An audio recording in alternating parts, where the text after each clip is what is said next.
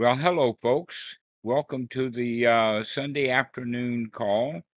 Looks like we're gathering a good crowd today.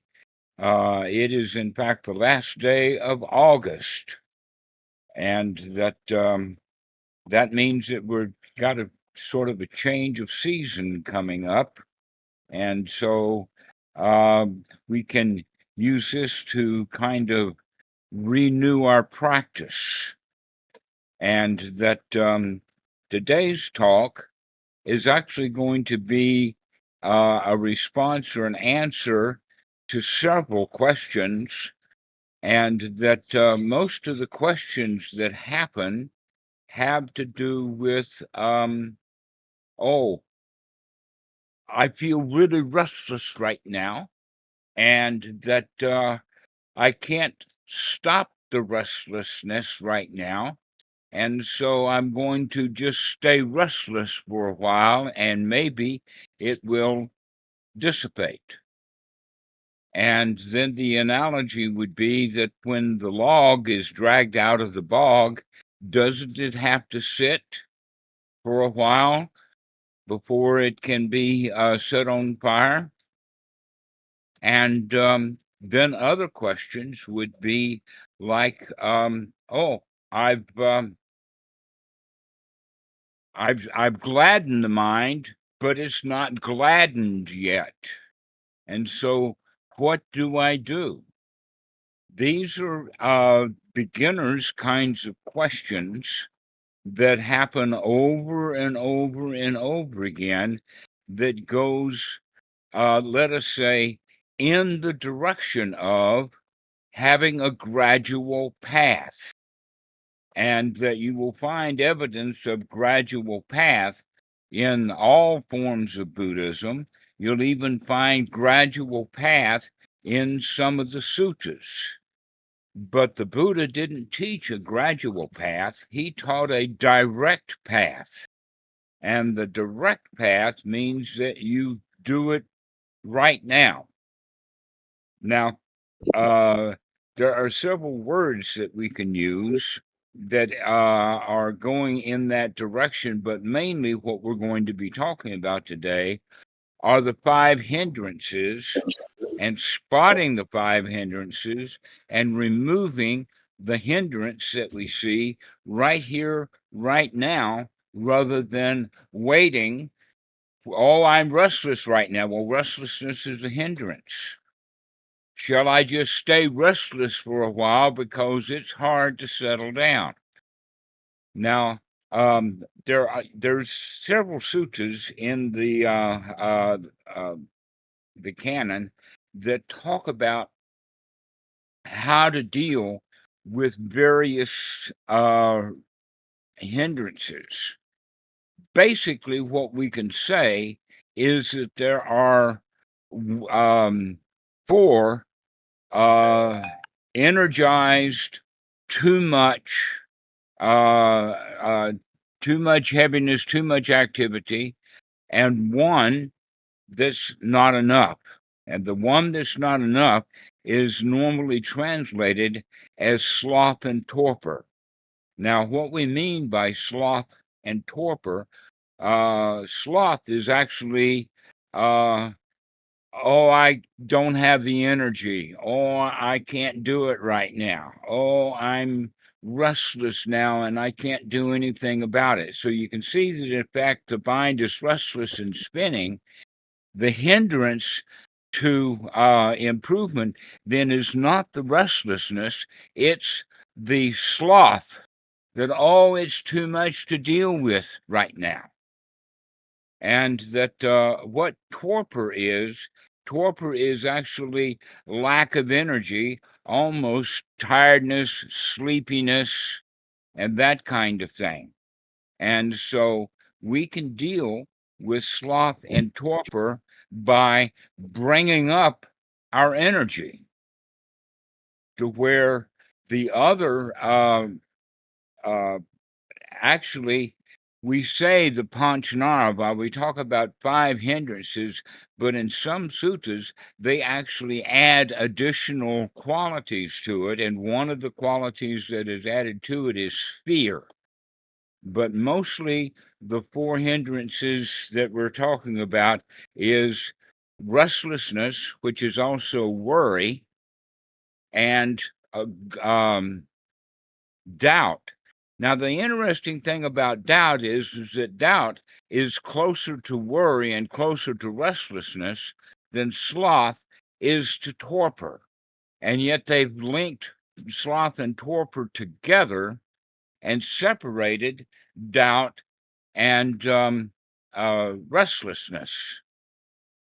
So we can actually continue to make some subdivisions and start adding so that we can say, well, maybe there's not 5, there's 6, 7, 8, whatever like that.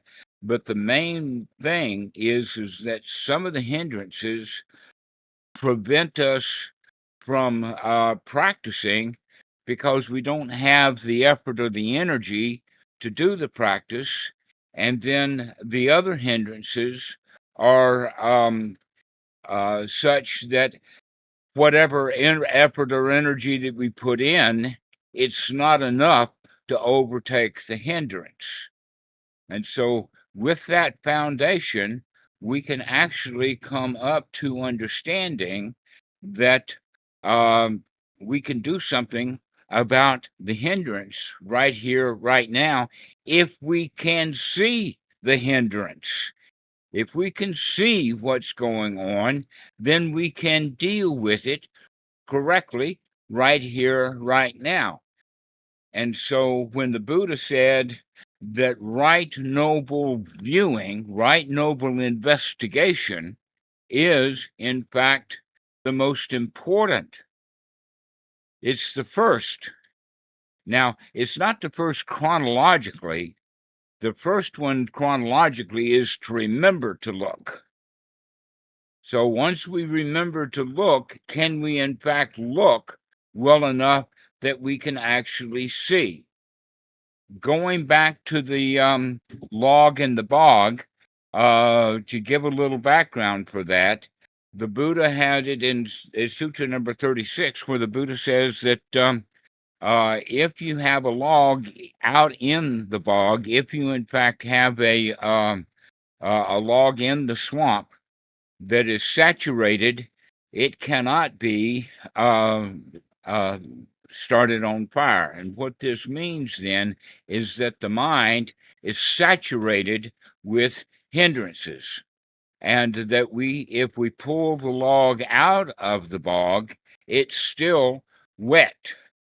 And because just as you pull it out of the bog, it cannot be set on fire, that the point is that by equating sunlight and being able to look closely, then we can say that if you put that log out in the sunlight, not in the shade, if you put a hard, strong sun on that log, it's going to get a little bit dry really quickly. Not going to be completely dry, but it's going to be enough to where you can see that there's some drying out going on. And so, if we take it from that perspective, the whole real issue about what we need to do with the Dhamma is to be able to see what the mind is doing. And so, in that example of, oh, my mind is restless right now, and I can't stop it from being restless right now, that's just being lazy. It's not having the kind of right determination or the right effort to continue to deal with it right then and there. It's sort of like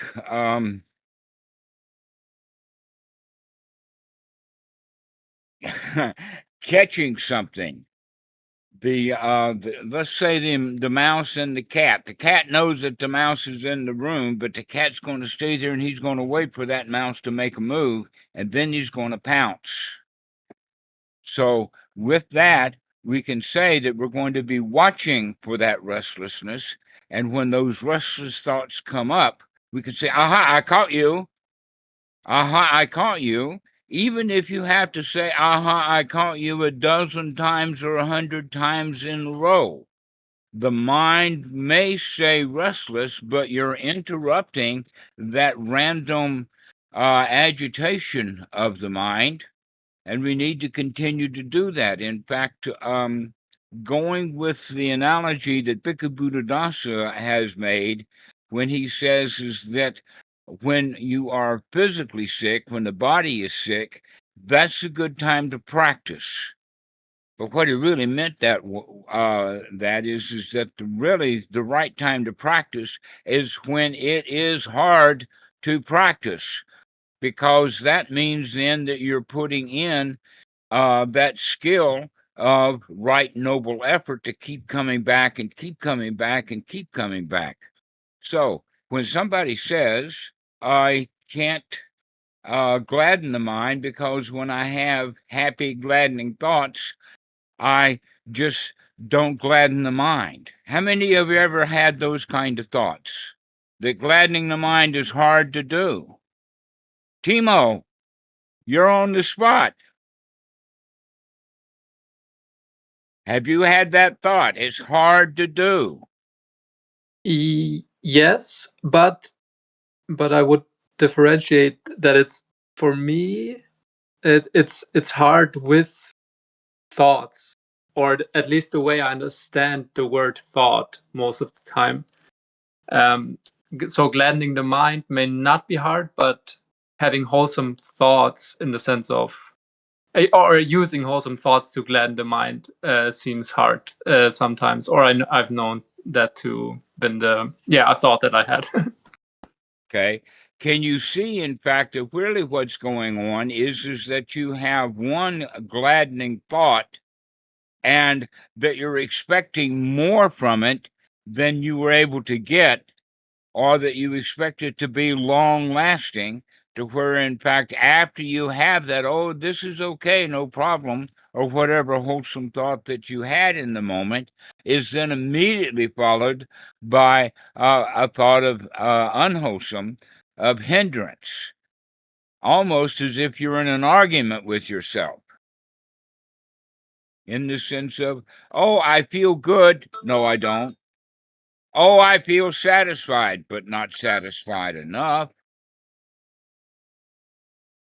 This is very common. In fact, it's I would say it's so common that it is actually, you can plan on beginning to have an argument with yourself, that you're going to come out of that totally unwholesome space into a space of having a little bit of wholesome followed by more unwholesome, and then a little bit more wholesome followed by more wholesome. But don't give up. Bring back the wholesome over and over and over again.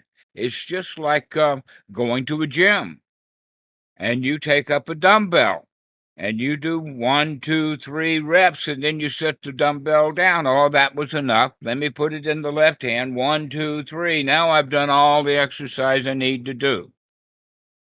That's not enough. And with the mind being, let us say, in the habit of being in an unwholesome state, being in a state that's not useful, not wholesome, whatever it is, it can be restless, and that we need to continue to operate. That's, in fact, why I would say take 5 minutes. Don't take just 5 seconds to gladden the mind. Let's take 5 minutes to gladden the mind. Let's put some effort into it, right noble effort. So you've heard me say that the actual definition of right noble effort is the least amount of effort to actually get the job done. So when people are saying, oh, my mind is too restless, and that I can't stop it from being restless, let me wait a couple of days and maybe it will settle down, that's not taking enough right noble effort. That we actually have to put some effort in. That in fact, as Bhikkhu Buddhadasa said, when you're sick, when the mind is sick, that's the best time to practice. To do it right now, to come out of it right now. And then the mind will go back into it, cure it again. If you cured it with a happy, wholesome thought, and then it got sick again, cure it again. And it'll get sick again, cure it again. Over and over and over is what we need to do in this practice. It's not expecting results that are long-lasting. As you've heard me say many times before, you've been spending all your life talking yourself into feeling bad.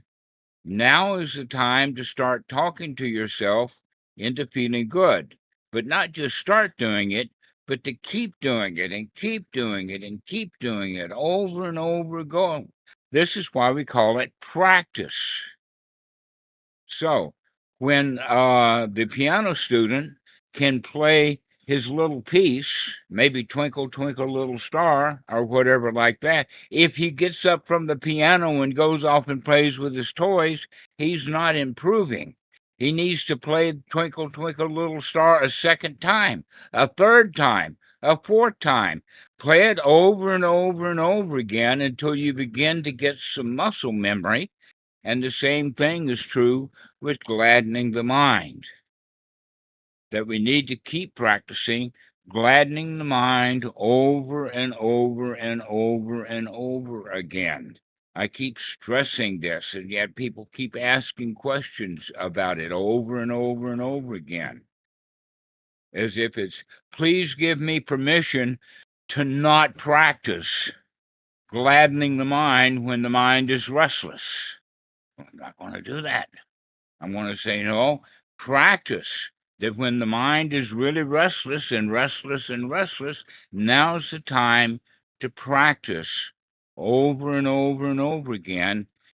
And we're practicing this as everything is okay, everything is fine, but in the sense of not having enough energy or not having enough effort to do it, we can, in fact, start saying things like, I can do this. I can do this.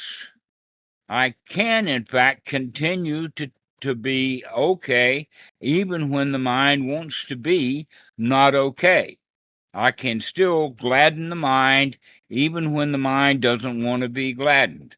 I can calm the mind, even when the mind doesn't want to be calmed, by doing it over and over and over and over again.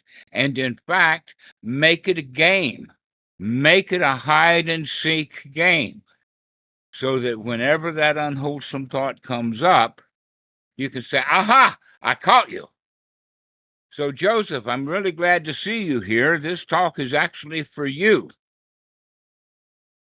When you were asking about, well, what happens when the mind is restless? Can I just take a couple of days off and not practice? Would be, of course not. When the mind is restless, that's the time to be intensely watching. Remember to look at what the mind is doing. Every little thought. Watch closely. Spend 5 minutes, I would say 5 minutes every hour to do this, to really look at what the mind is doing, thought by thought, and to make some corrective action. Just like a sports doctor will look at how the guy with the broken bone is walking and correct his walk. If we don't correct the walk and let the guy continue to hobble around, he will get in a habit of it and hobble around for the rest of his life. Well, in fact, that's what you've been doing. You've been hobbling around broken, and now it's time to start walking correctly. Every step, every thought, practice, practice, but make it fun. Don't make it work, because if you're making it work, oh, this is too much work, now you're going right back into the hindrance again. But make it fun. When we say gladden the mind, we're actually saying gladden the mind. Now, when we say gladden the mind, the way that the Pali language works and the way that the Anapanasati Sutta works, when we say gladden the mind, that's not just having wholesome thoughts, but that the wholesome thoughts that we have are actually changing the state of mind that we have. That the really important part is not the little thoughts one by one, but it's the underlying state of mind that's there. And that the state of mind that is there is actually the state of mind is that I'm a victim to my own mind. I'm a victim to these hindrances. I'm a victim to this restlessness, or I'm a victim to the unwholesome thought that follows the wholesome thought. And when we see that second thought is the one that's really the hard one to deal with, we can remember to have the first wholesome thought. It's the second and the third and the fourth one after another, that actually takes some right noble effort until we get on a roll. So we have to put some effort into it. So if the mind is restless and we're not up to it, then that means that we have the additional hindrance of sloth. We're too lazy to do anything about the hindrance. Or if the mind doesn't want to be gladdened, and we don't take the effort to actually gladden it, even going through that little bit of resistance that the mind has, this basically means that we're adding an additional hindrance to it, and that would be the sloth. This would be what we could call unwholesome laziness, as opposed to relaxation, which then would be considered wholesome laziness. So, if the mind is agitated and worried, we can say, oh, I can remember again to take a deep breath and to settle down and to let the mind rest. And then it starts up again. And then we can say, oh, I see you. Let me take another deep breath and relax the body, relax the mind, and let it settle down again. And then it spins up again, over and over and over again. So this may be too much for people to spend 20 or 30 minutes trying to do this. And in fact, after just a few minutes, we'll get lost and we'll just be in that state of worry, calling it meditation, thinking that we're going to get some value out of sitting still while the mind is racing. So I would recommend doing it for shorter periods of time, but when we're doing it for that short period of time, like 5 or 10 minutes, do it with gusto. Do it within the fact that you're going to get this done. Now, in Sutta number 48, there is a part where the Buddha does talk about the hindrances. He calls them, in this particular sutta, at least is translated as obstructions to the mind. Now, a hindrance is an obstruction. Same thing exactly, just two different words for the same thing. When you are obstructed from being in a state of mind that you want to be in, that's the same thing as having a hindered mind. It's being hindered by something. But in this sutta number 48, the Kosambian Sutta, this is a powerful, important line where the Buddha says that we come to the state that we know that no matter how much the mind gets distracted, no matter how much obstruction, no matter how much the mind gets off, we can, in fact, take the effort to clear it out, to bring it back again. Now, this takes actually some practice. This is not the first time one sits down or starts to practice. But there does come a time, if you are practicing correctly, over and over and over again, you will come to the realization that no matter what happens, obstruction, hindrance, whatever it is that comes up, I can see it.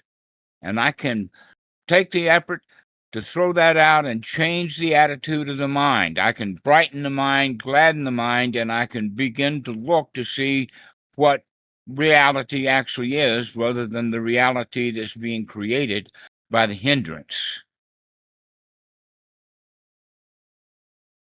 If I could say this just one time, I've been teaching on the internet here for about 10 years, and I'm sure that everybody's heard this more than one time, and yet for some reason, when we get into that state of being sick with hindrances, then we say, well, I'm just going to have to be sick right now with these hindrances.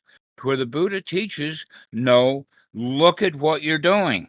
Watch what the mind is doing. You see that unwholesome thought and you change it. And then you get on guard and start watching, because it's going to happen again. Whatever your hindrance you come up with, that hindrance will be there repeating itself, because you've been in the habit of doing that. And so when you start to gladden the mind, everything is okay, everything is fine. Aha, I see you again, Mr. Hindrance. Aha, I see you, Myra.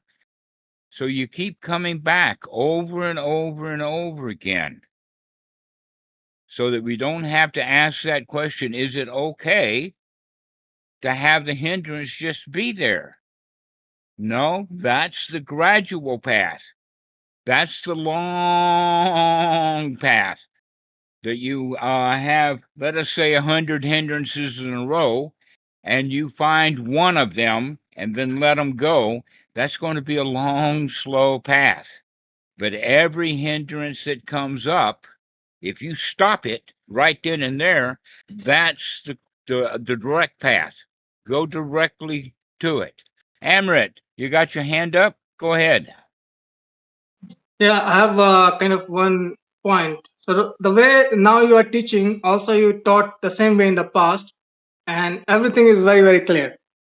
But later on, I keep forgetting it, and I think this is one reason. One reason could be that the delusion is already built into hindrances. So when there's a hindrance, they also come with a delusion, and then such a simple thing is not so clear.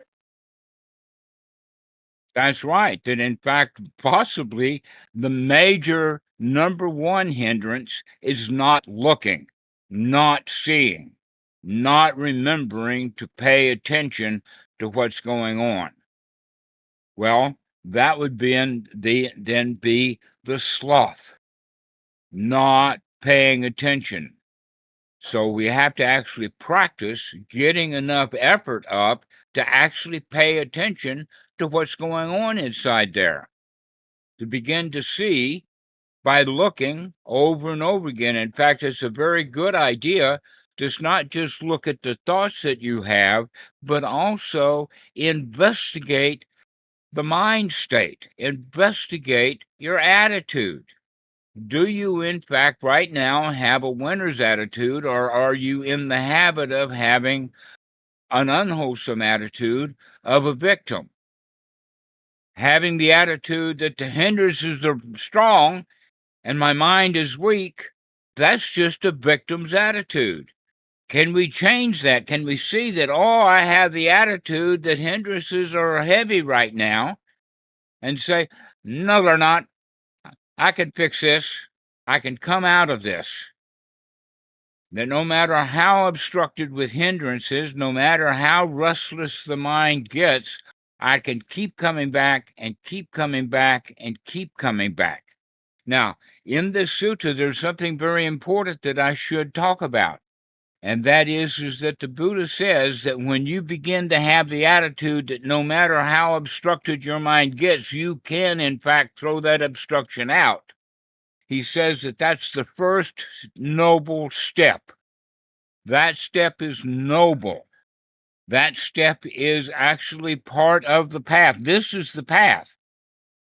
That's the path. The path is to see those hindrances and throw them out and come back to reality over and over and over again. This is the path. And when we do that, that is the first step, the first knowledge. I'm not going to call it a step. I'm going to call it the knowledge. The first knowledge is, I can clean this mind. I can do it. And then the next point is that the Buddha says that this is an attitude that is unique to the Dhamma. ordinary people don't do that. Ordinary people have the mindset of, oh, hindrances are hard, oh, hindrances are big, oh, the restlessness is hard to deal with. I'll wait a couple of days and then I'll deal with it. That's what ordinary people do. You've, in fact, been trained to think like that. That's your training.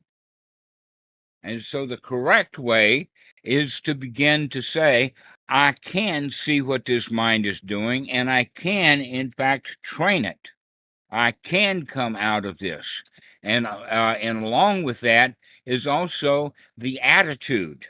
And the attitude is, I can do this. I can clean the mind, and I can clean it right now, and I can come out of this delusion of hindrance of I'm not good enough and come into I can do it right now. So we're changing our attitude. That's the major change. That's the first real step in the noble practice. Doesn't mean that you can change your feelings yet, but it certainly means that you can, in fact, change your attitude. And you begin to develop the attitude of, I can clean this out. I've practiced it, and I've done it before, and I can do it again, and I can do it now, no matter how much the mind is hindered, no matter how much the mind is stuck in restlessness. I can take a deep breath, I can take the effort and calm the mind, and then it gets restless again. Never mind, I can do this. I can clean it out, I can take a rest, I can take a deep breath, and I can relax again. Over and over and over and over again by developing this attitude, and pretty soon that attitude is, wow, I really can do this. That's the state that you want to be in, is, yeah, I can do this. Go ahead, sheep, I hear you.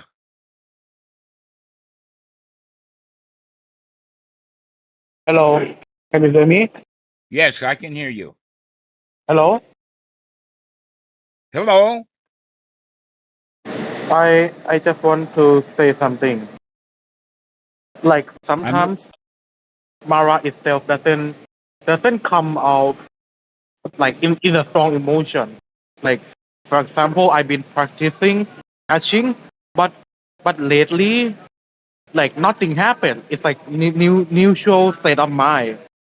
So but then it's so I didn't pay attention because I thought, oh, it's just neutral state of mind, like there's no negative emotion, and then it's so easy for negative emotion to catch me, and I just remember when I joined your call today. So I just want to know that is neutral state of mind also unwholesome? Should I should pay attention on practice even on neutral state of mind, right? Well, you mentioned about the ordinary state of mind. The way that I would teach people is the following. When we begin to watch and see, we can see, in fact, that there are three kinds of states of mind, or three kinds of thought process, or three wholesome or unwholesome. And that is one, the wholesome that we know is wholesome. For sure it's wholesome. Without a doubt it's wholesome. It's wholesome because we like it and we know that it's good for us. And then there is the unwholesome. It's downright unwholesome. Wanting revenge, wanting to hurt people, wanting to feel I feel bad and it's okay to feel bad. Those are actual, definitely unwholesome hindrances. And then there's the group in the middle. And most people will say, oh, it's an ordinary thought. Well, if we're going to practice correctly and practice directly, we can in fact see those ordinary thoughts as also unwholesome. Why? Because they're unwholesome, because they also are preventing us from feeling like we're on top of the world. Oh, I've got an ordinary thought. Yeah, well, you could have a better thought. You can, in fact, increase or improve every thought that you've got. Even if you have a first-class on top of the world kind of thought, You can also improve that one by congratulating yourself for it. I'm okay. I'm great. Wow, I feel so good. This is the state of mind that we're looking for. And I can tell you that wow, this is so great, has many qualities to it. One is that we have been applying the mind to the wholesome and doing it enough to where we can begin to sustain the mind in the wholesome, which means now that we have dealt with some fear so that we're not afraid. We're feeling comfortable, we're feeling satisfied, and that comes even to the point of that wow feeling of being successful. Now, the Buddha talks about this as the state of first jhana. It means that we're completely free from the hindrances. We can apply the mind to the wholesome, sustain the mind to the wholesome, begin to get a state of satisfaction. Now, that state of satisfaction is not a ho-hum, this is okay, but it really does have a little bit of that wow. But when you keep practicing and keep practicing, that wow will grow. We can call it confidence, and we're getting a huge amount of confidence. So continue to grow with that confidence so that you've got it. I've got this. No matter what happens, I've got this. So, take a moment here. Ben, some people have been posting comments. I see them flash up on the top of the screen, but I'm not looking for that. So can you read back some of the comments that we've had? And by the way, I would prefer that you raise your hand or just start talking and don't put those comments at the top of the screen because they don't work. So, Ben, can you read those comments for me? Yeah, so Joseph said, thanks, Dhammarato. Eunice said, sometimes I don't feel the victim of hindrances, but the other way around. I am the hindrance. Identifying with it, I am worrying for a reason, and so dealing with it feels like internal conflict.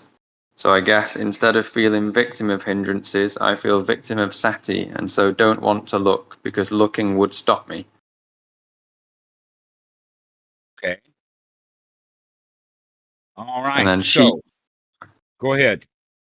And then Sheep said, neutral emotion might as well be unwholesome because it prevents us from having wholesome thought. Actually, there is no such thing as a neutral feeling. That's a very bad translation that's put into the sutras. If you actually read the Pali says, a sukha, a dukkha, vedana. Or it says, dukkha, sukha, vedana. What is actually talking about is a mixture of feelings. No feeling at all is, in fact, not quite possible. But what it does have is it has that third kind of feeling is not a neutral feeling. It's just a feeling of blah. It's a feeling of, it's a feeling of sloth. And it's not a wholesome feeling. It's just an unwholesome feeling that we cannot identify yet. Now, those kind of mixed feelings is the mixture means that we don't know whether we like it or not. That leaves us in a state of doubt and leaves us in a state of unsureness. In fact, this is where the feeling of doubt comes from, is because we're not sure about how we feel. Now, there is another kind of feeling that the Buddha talks about, the feeling of, or when we bring perception to an end, the end of perception then brings about the end of feelings. But until we are able to do that, which is kind of, let us say, not a beginner's practice, is to be able to bring the mind to such stillness that, let us say then, that all of the feelings, all of the Vedana is either I like it and I want it, or I don't like it and I hate it and want to get rid of it, or I'm not sure whether I like it or not, or I don't feel big enough or enough to do anything about it. These are all feelings. Now, what we can say is that generally all of our feelings are ignorant. There's a certain thing of being wise in our feelings, but almost invariably we're in ignorance of our feelings. We don't investigate the feelings. That, in fact, the time to investigate the feelings correctly is when we've already got the attitude that, well, I'm on top of the world. I can deal with those feelings now. This is why the 5 fetters are set up the way that they are, is that the first 3 fetters are this knowledge.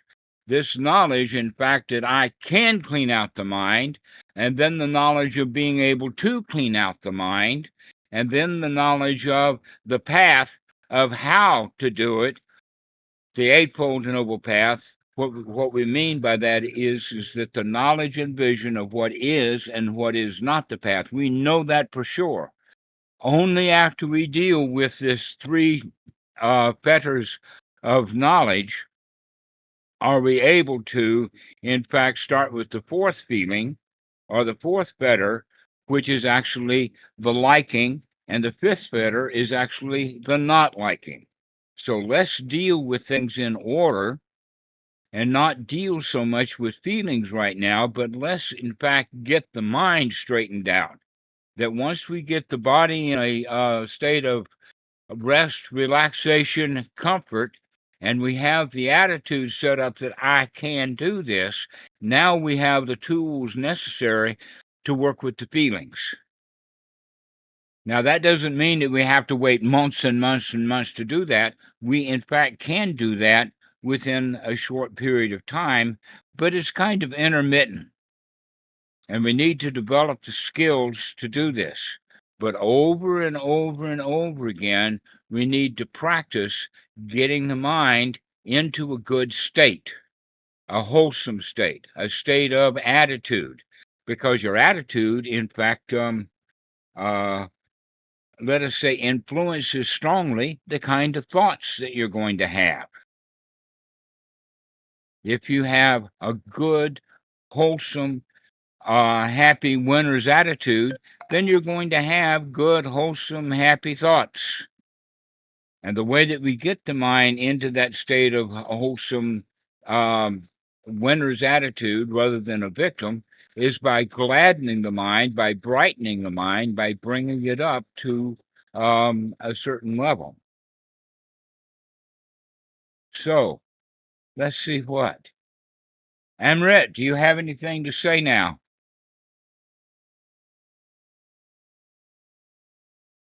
No, I think it's very clear, Dhammarato. Thanks. All right. Amal, good to see you, friend. Do you have something to say? Good to see you too, Dhammarato. Beautiful Pardon? talk. Thank you. Good to see you too, Dhammarato. All right. Yeah, Oh, thanks for the reminder that the only moment to practice and to get the benefit of the practice is now and not in the future. yes, exactly so. That putting things off to the future is actually just a hindrance for feeling good right now. Yes. Okay. Blink Bayata or Batata. Oh, hi, Dhammarato. Yes. What do you have to say? Um, well, I like the talk. Like, we always have to go back to remind ourselves to always be happy here and now. So I'll remind myself to always practice, always realize that being here and now is always enough. Yes, it is. And it will grow from that. Yeah, things are good enough now to, wow, things are really, really good now. Can I ask some question? Yes. So is this like we are kind of like building like a kind of like a home inside our mind, so we can always go back whatever happened in our life? Is it like that? I'm not really sure what you mean. Can you explain? like I have talked to some Thai forest some Thai forest tradition master. They always say that you sort of like building a home base inside your mind. Like when you gladden in the mind, you always go back to that same place.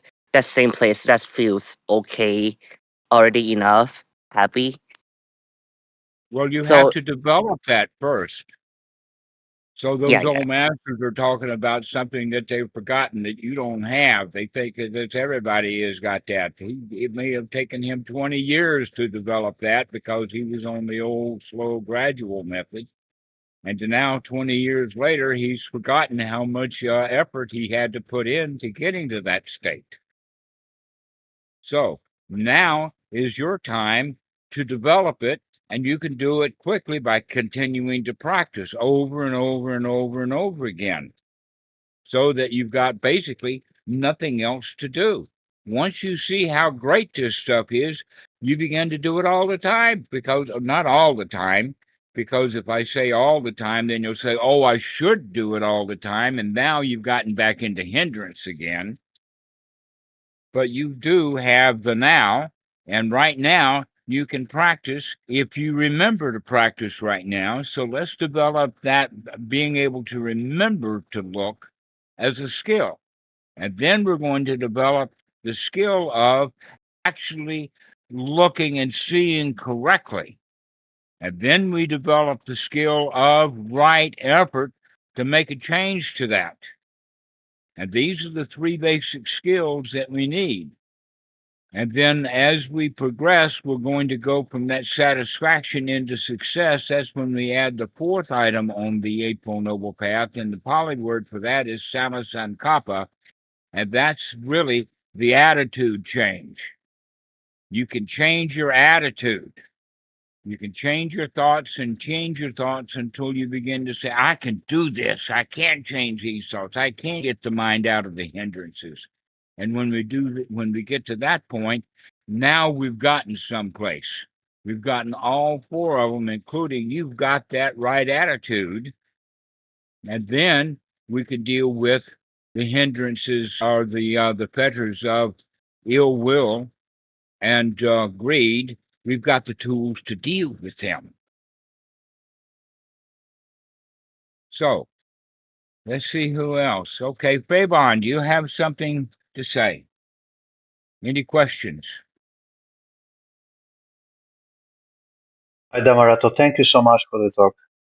It's simple and a nice reminder, important for me, especially that part you mentioned about not knowing maybe how I feel. I also notice sometimes during short meditation, I feel somehow, but only after some time, maybe a couple hours after I realized actually what was going on during that meditation. Like there was a delay of some sort. I Yes, guess we maybe that's do. something normal. All right. Well, congratulations. Now you know that you can practice right now. Practice diligently. Remember to keep coming back and gladdening the mind and getting that right attitude going. This is the real point. So, Joseph, Thank you. let me hear it, man. What you got? Joseph left a comment saying that his microphone isn't working. Oh, okay.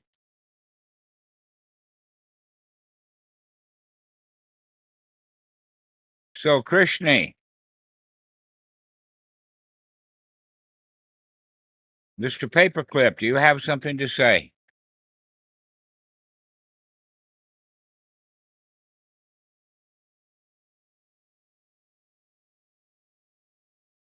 Thanks for turning your video on.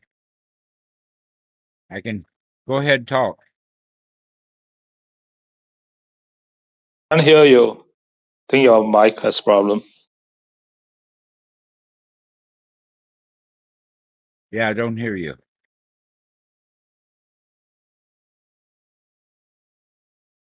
So, Paul, what do you think? Oh, Tom, you're Paul. back. Good to see you. Paul. Thank you for the talk. The relationship between thoughts and the mind state was a good reminder. Having a wholesome mind state itself helps in having more and more wholesome thoughts and becomes easier to throw out any unwholesome thoughts that might come up. Thank you. Yes. So, Flick, do you have something to say?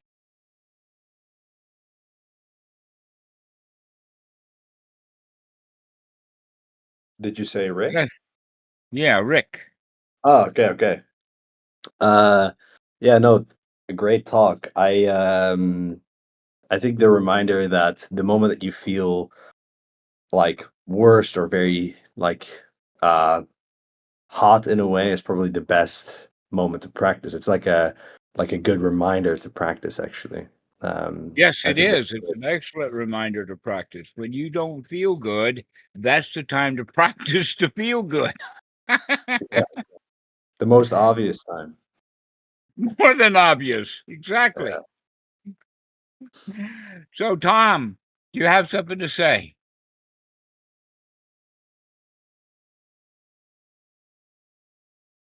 I don't hear you either. Gosh, we have an epidemic of microphones.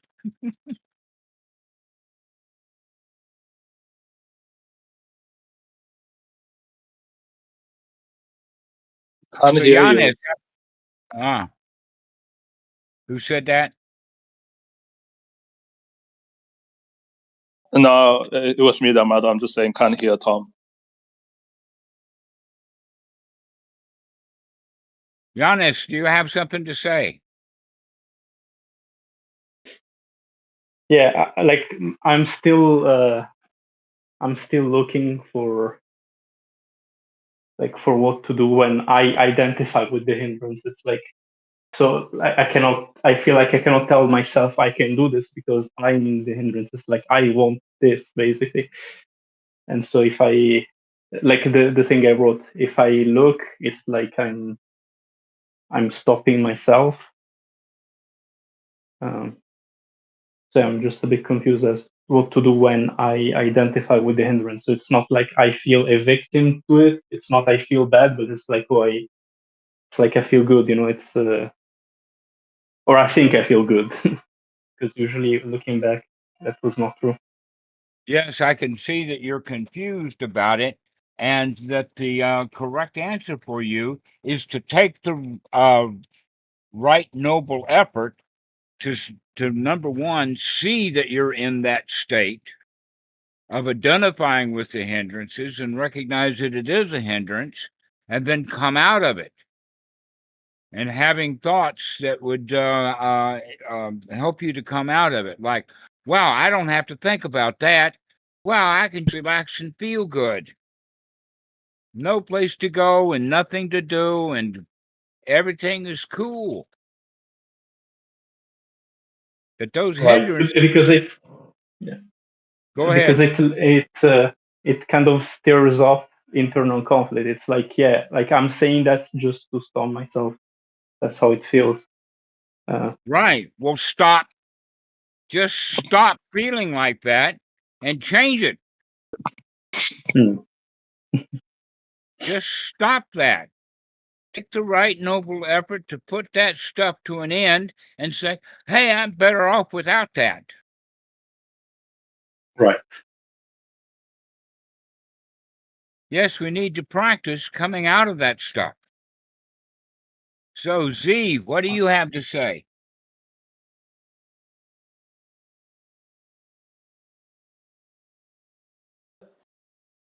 Can you hear me? Yes.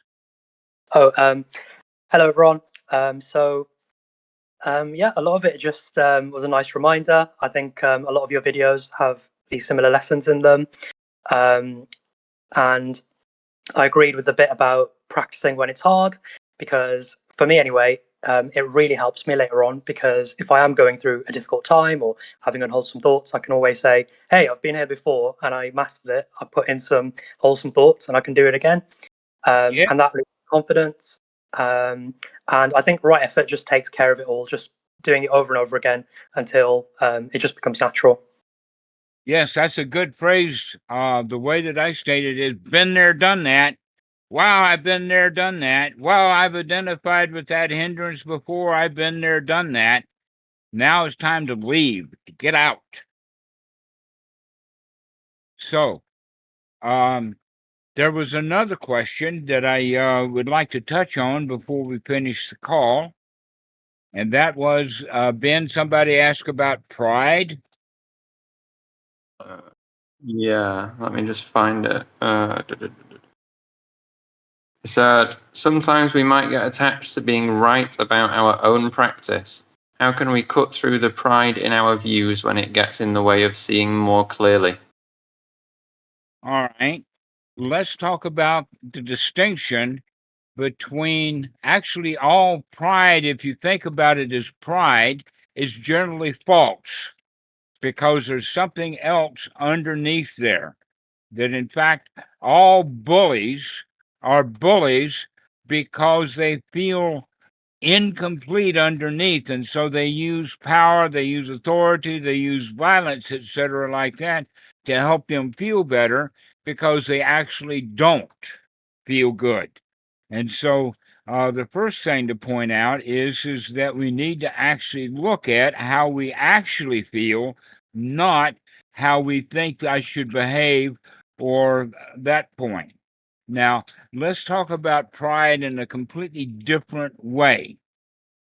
And that is that when you are practicing correctly, when you do have that wow feeling, I've got this, that's when the Buddha was known. He was known as a lion or a bull elephant in the sense that he goes where he wants to go. He's the boss here.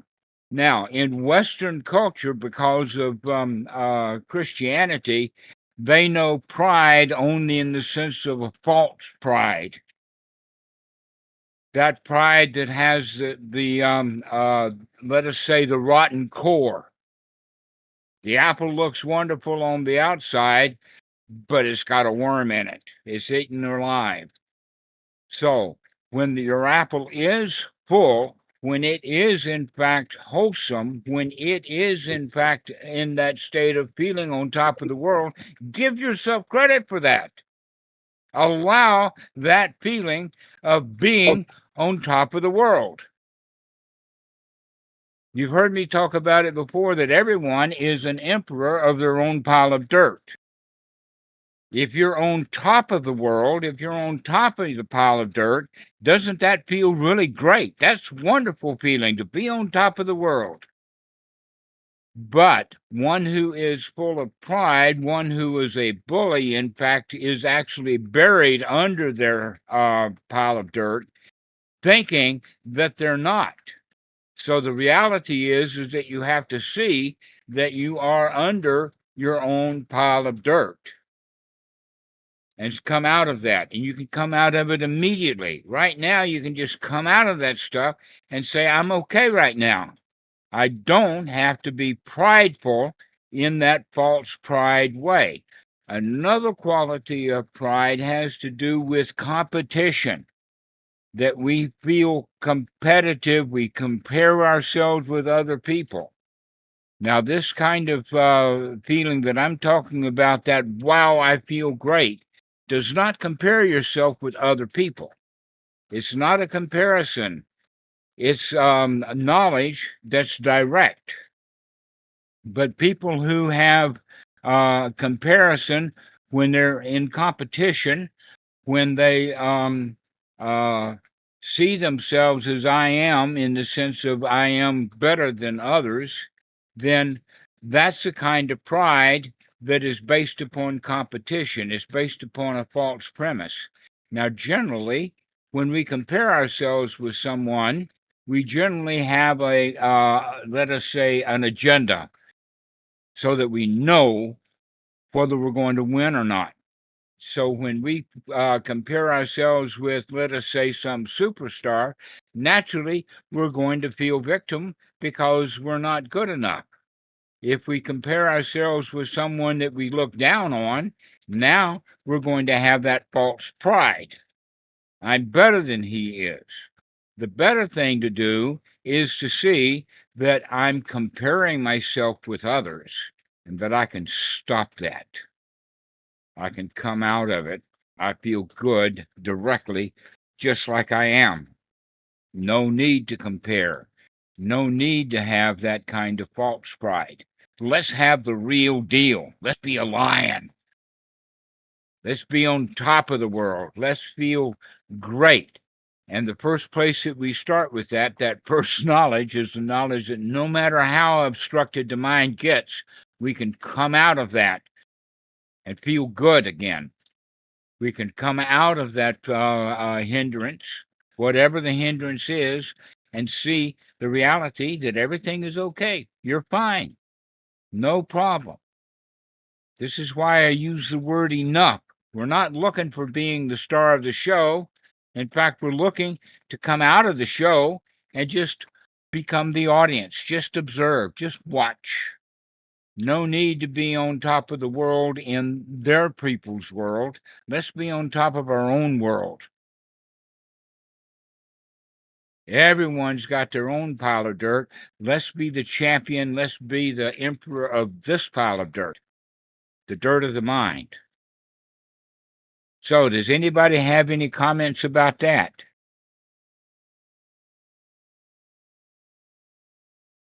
Let's not go through it. Go ahead and talk. How about you, Tom, Giannis, Z? Go ahead and say something. Can you hear me now? Yes, I can hear you. Okay. Well, I was just going to comment on what you were sharing earlier in the teaching. And I think the realization I had, I was going to ask a question, and then I think I answered the question for myself, because the trouble I'm always get confronted with is how to actually find the motivation in the moment when you're outside of this call and you're back in the wide world. How to actually do See it. you, sloth. I see you. Where is my energy? Let's get some energy. Let's do it. Let's change that attitude. And I think it just dawned on me that it's that victim mindset that just creeps in, because it was telling me, but I can't do it because I know that, when I leave this call, I'm gonna lose the motivation. I'm gonna forget, blah blah blah. But that's just a victim mindset, I guess, isn't it? And that's the thing to address. Crap. I see you, Myra. I see that unwholesome victim's thought that this is hard, that I can't do it.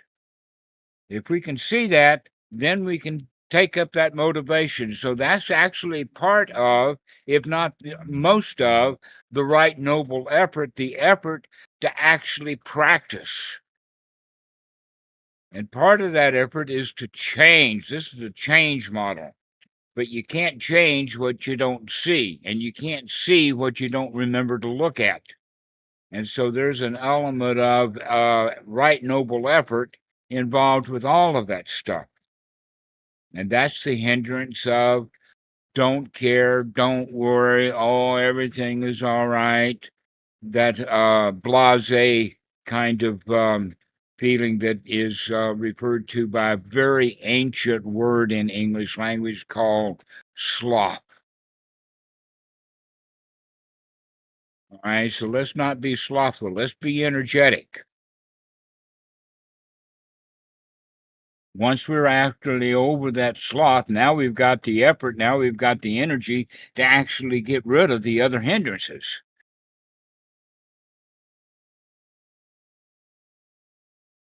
So, does anybody else have something to say? Yes, I do. I do have question. Hello. Oh, I can't see who's talking. Oh, sheep. Okay, go ahead. Well,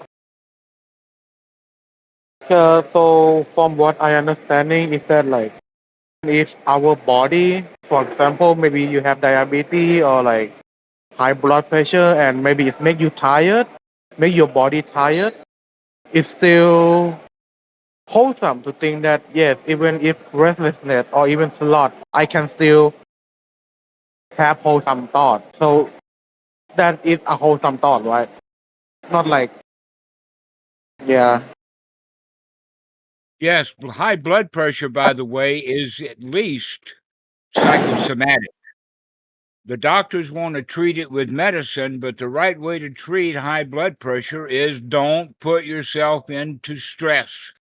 That it's actually stressful, it's actually anxiety, it's actually not being at rest. When you're at rest, your blood pressure is low,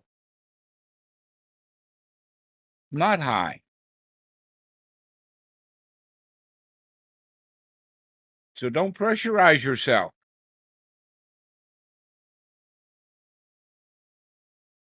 Ivan, do you have something to say? Yeah, really like the energy part. I also think that I remember there was a sutta where the Buddha was describing like a certain mind state. You could actually be beneficial to lower the energy too. So it depends on the mind state. It's up to the person to investigate. Isn't that kind of a catch-22 to actually have the right effort to stop the restlessness, that high energy state of agitation, that state of worry? That's a hindrance. And so we need to have a kind of effort to settle down. But if you have both the hindrance of restlessness and the hindrance of sloth, then we're going to start making statements like, oh, I can wait, I can do it later, I'm okay now.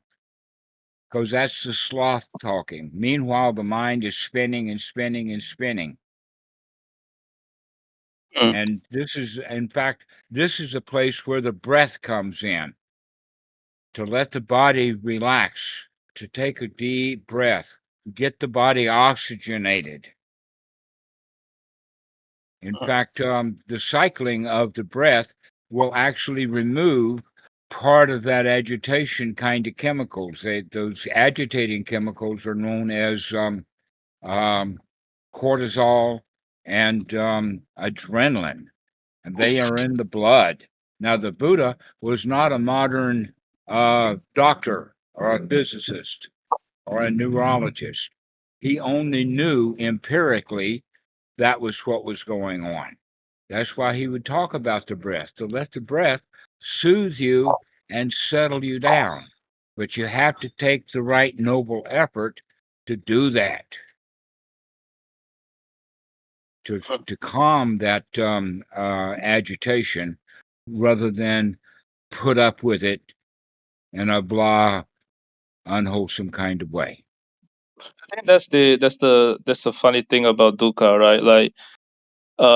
Like it has this, like it tells you that the problem is something outside. Like, you know, if something is can be fixed, like, oh, if only I'm motivated enough to finish this, then I wouldn't feel bad or stuff like that. But actually the the problem is actually inside here, the hindrances, like the dukkha sort of misdirect you into paying attention to the wrong things. Thereby, I like people make the wrong effort. Actually, the right effort is here. So I always find that to be very funny. Yes, I agree.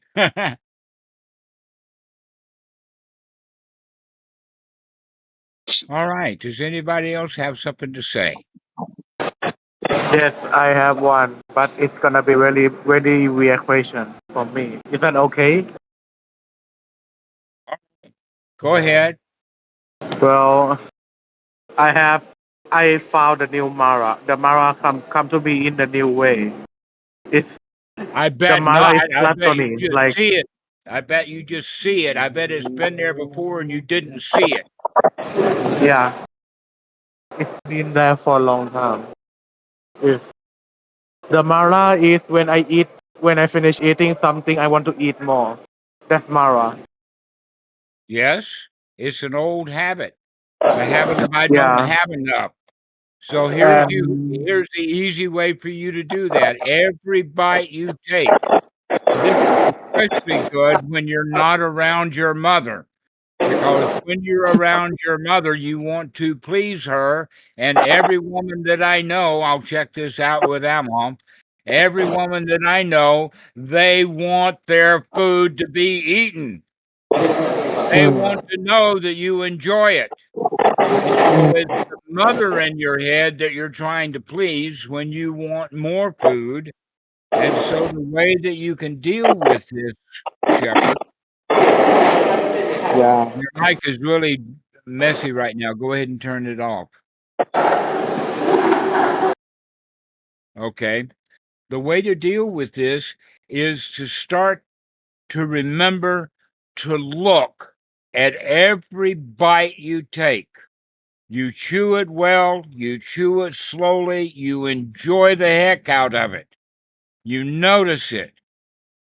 You rub it around in your mouth, really enjoy it, and after you swallow it, don't pick up the fork or the spoon. Don't pick up the food again.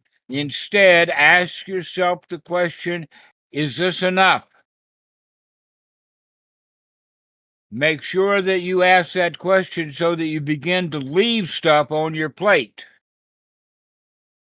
Now, Ajahn Thanissaro had an interesting situation.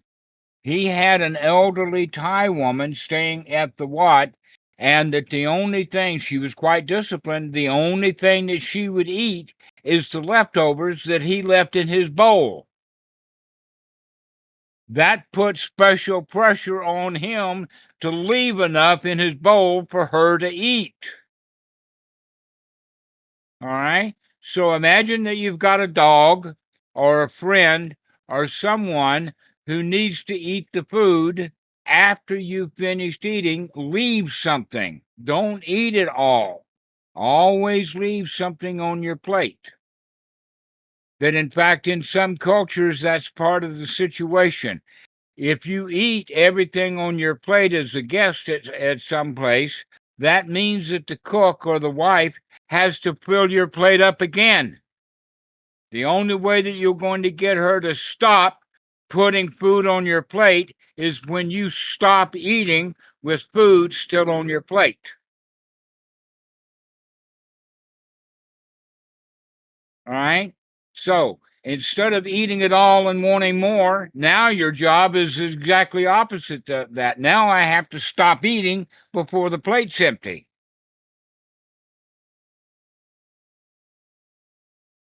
Maybe the cat wants some of it. Maybe Mikey wants some of it. Maybe the dog wants some. Okay? So always leave something on your plate. Don't eat it all because your mommy says so you got to eat it all. Stop. Find a way of stopping. Be mindful of every mouthful. Because I'm pretty sure that everybody here on the group recognizes that you do, in fact, get enough to eat. So now, make sure that it's just enough. Just enough to eat. All right, does anybody else have anything? Nobody. Okay, Mikey. Time for you. I'm leaving the leftovers for you. There's just enough. Yeah. Thank you, friends, for being here today. Remember, don't worry, be happy. Everything is already okay. Yeah, there's a way to say wholesome thoughts in an unwholesome way if we don't have the right attitude. So I've heard people say something like this before. Yeah, this is okay. This is good enough. And you can hear the attitude difference there. So yeah, like Dhammarato was mentioning, really have that genuine enthusiasm. This is fine. This is nice. This really is good enough. Yeah, this is okay. You can say it with a smile. That makes it even easier. All right. Yeah, make sure to subscribe to us on YouTube if you're watching this online. You can find these talks in podcast format as well, Spotify, iTunes, etc. And yeah, keep joining these Dhamma calls. We've been seeing people even stay on after Dhammarato leaves to go rest, and yeah, just keep chatting the Dhamma, make friends with one another. Yeah, this is a good time to stay on. Yeah, making friends with one another is really worthwhile. It's friends are what inspire us to practice, or they can be a great source of inspiration. So yeah. All right. Well, thank you all for being here today, and take care. Have a good one. All right, I'm going to leave now, folks, but you guys stay on. Good, brother. Thanks, Dhammarato.